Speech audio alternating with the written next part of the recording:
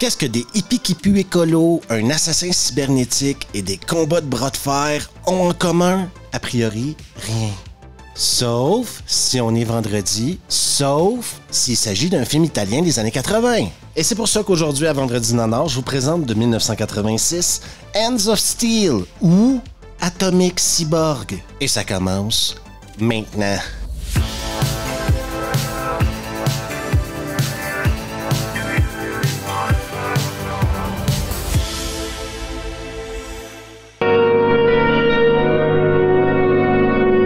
Le film commence par l'intro la plus déprimante de l'histoire des introductions de films, je pense. Ouais, c'est des clodos, la pauvreté, la misère humaine, quoi.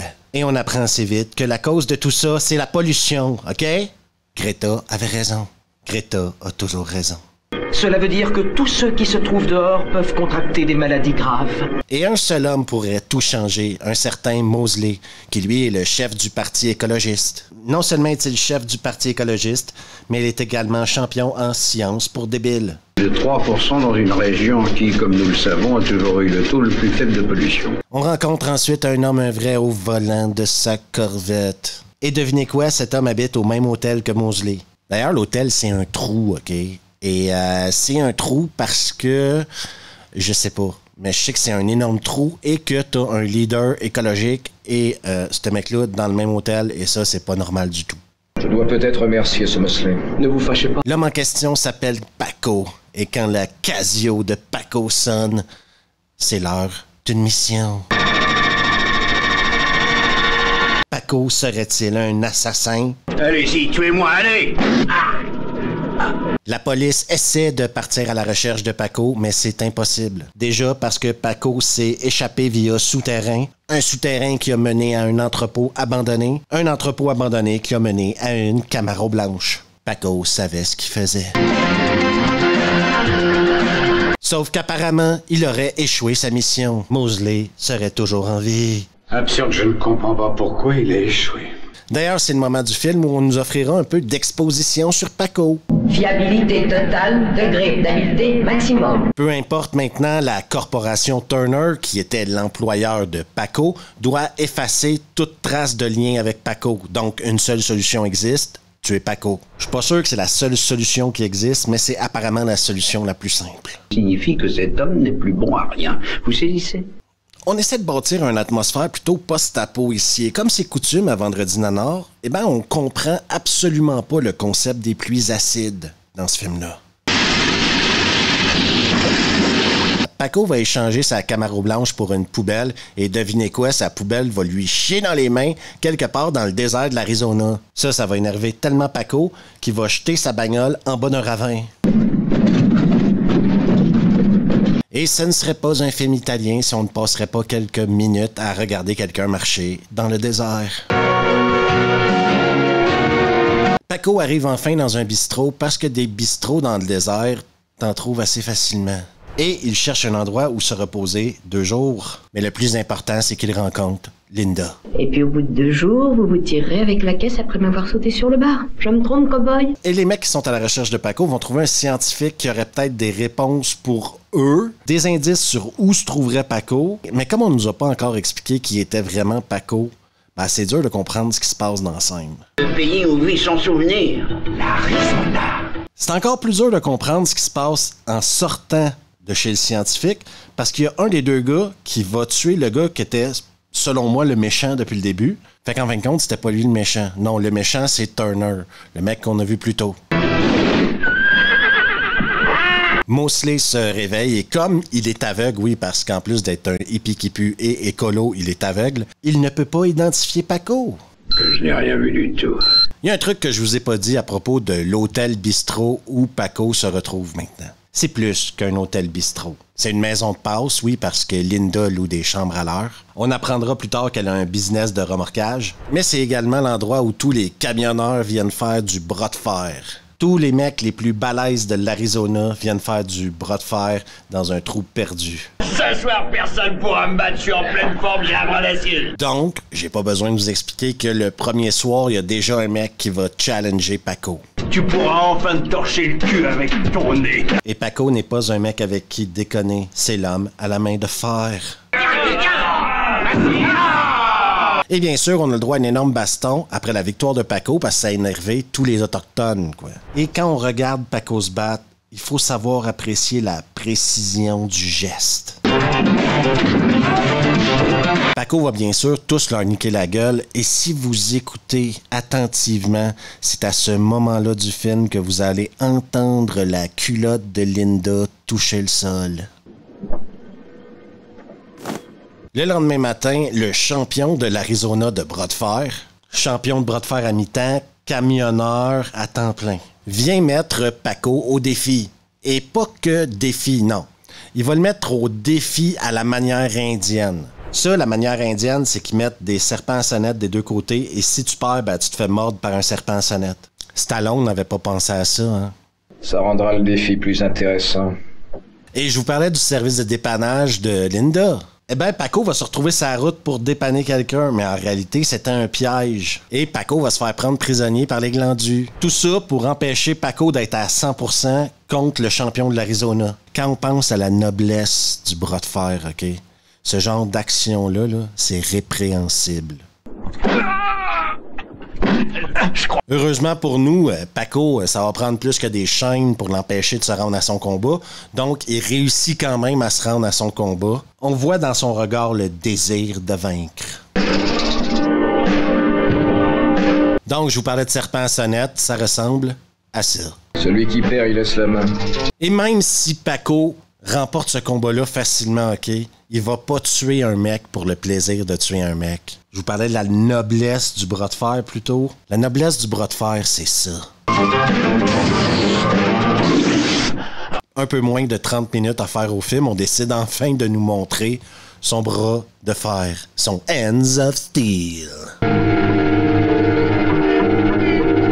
Je vous mentirai pas que pour un film italien des années 80, il y a beaucoup de blabla.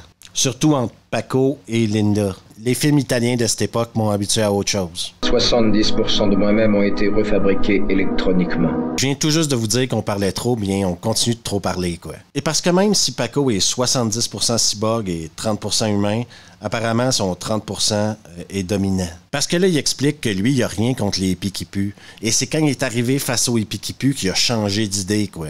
Il s'est dit, moi, je peux pas tuer un hippie qui pue. Parce que Paco, dans le fond de lui-même, c'est un bon cyborg, c'est pas un méchant cyborg. On m'avait programmé pour assassiner Mosley. Et là, la corporation Turner va enfin trouver une petite pute de balance. Et devinez c'est qui? Il y a deux personnes là-dedans, et l'une des deux doit être Paco. Linda, elle a un plan. C'est d'amener Paco à la frontière du Mexique. Pourquoi? Eh bien, c'est super simple. Parce qu'elle est en amour. Ça, c'est un truc qui arrive souvent aux propriétaires de motels dans le désert de tomber en amour avec un cyborg de passage. Paco, je t'aime. Et là, il y a un crotté et une blonde qui se pointent au motel, OK? Au début, ils disent qu'ils veulent juste une chambre, mais au bout de 30 secondes, Linda est prise en otage. Oui, comme ça. C'est bien, continue. Sauf qu'ils connaissent clairement pas le niveau de Paco, parce que eux, pendant qu'ils regardent la porte, Paco rentre par la fenêtre. Mais derrière toute cette mascarade, on apprendra que la blonde, en robe blanche et avec une culotte transparente, est une cyborg. C'est moi le premier cyborg parfait. Et comme si on nous en avait pas donné assez encore dans ce film-là, on nous offre un combat entre cyborgs. Je vous le dis tout de suite, c'est là que le film atteint son sommet niveau nanardise, là. Paco finit par se débarrasser d'elle en lui arrachant la tête. Les mecs de Corpo, eux, décident que c'est à leur tour d'attaquer Paco et Linda. Il y a un mec qui sort son fusil à pompe, sauf qu'il met une roquette au bout. Oui, ça c'est connu. Dans le nanar, tu peux mettre une roquette sur n'importe quel genre de flingue. Paco, lui, parallèlement à ça, décide de faire de la réno. Sauf qu'on apprend plus tard que la réno était juste une distraction afin d'arriver derrière un des ennemis, le tuer et se sauver en voiture avec Linda. Sur la route, Paco se retrouve avec un hélico au cul. Et le glandu des glandus, petite pute de balance, décide de continuer à le faire chier en lui bloquant la route avec son camion. Et si comme moi vous pensez qu'il est grandement temps de regarder ce mec-là crever, je vous offre un instant de satisfaction. Chez les méchants, c'est la consternation. On comprend pas trop ce qui se passe. Paco est trop fort pour eux. C'est pour ça que Turner décide que c'est lui qui va s'occuper de tout maintenant. Lui et son hélico. Le respect qui existe entre champions de bras de fer, c'est quelque chose d'incroyable. Les mecs sont liés comme des frères d'armes, OK? C'est ça qui rend un sport plus grand que le sport. Merci, papa. Blanco va donc prendre Linda avec lui et il va amener Linda à l'hosto. Et là, on va avoir droit à un classique du vendredi, un mec tout seul contre un hélico. Sauf que les mecs dans l'hélico, au lieu de s'occuper de Paco, ils vont s'occuper de Blanco et Linda. Ils vont tirer une roquette sur le camion de Blanco. Et là, quand Linda sort de ça, tu dis qu'elle a chopé les pires ambulanciers du monde. Regardez ce qu'ils lui ont fait. Il faut sauver Paco. Turner, le méchant du film, fait une erreur fondamentale. Il décide de sortir de l'hélico avec ses hommes. Mais, pour se donner un avantage peut-être, il décide de sortir le laser. Prends le laser. Bon, le laser dans ce film-là, une autre chose qu'on rajoute au film, hein? Il est soit semi-foireux ou opéré par des débiles. Je vous laisse choisir.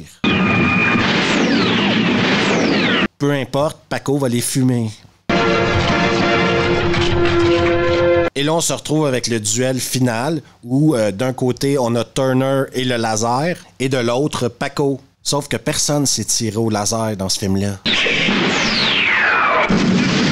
Et Paco a enfin sa vengeance. Contrôler son cœur. Et c'est la fin d'Atomic Cyborg ou Hands of Steel.